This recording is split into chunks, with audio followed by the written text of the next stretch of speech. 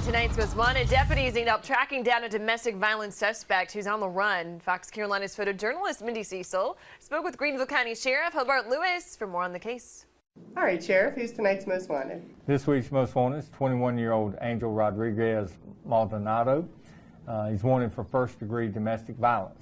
This charge stems from an incident that occurred in February where Angel allegedly struck his boyfriend, shoved him, causing visible injury. Deputies also received a report that Angel put his arms on the victim's neck and impeded his breathing. Investigating deputies also learned that Angel's criminal history showed prior convictions for domestic violence.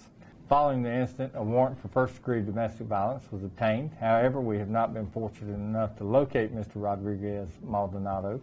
Do you think he's still located in the Greenville area?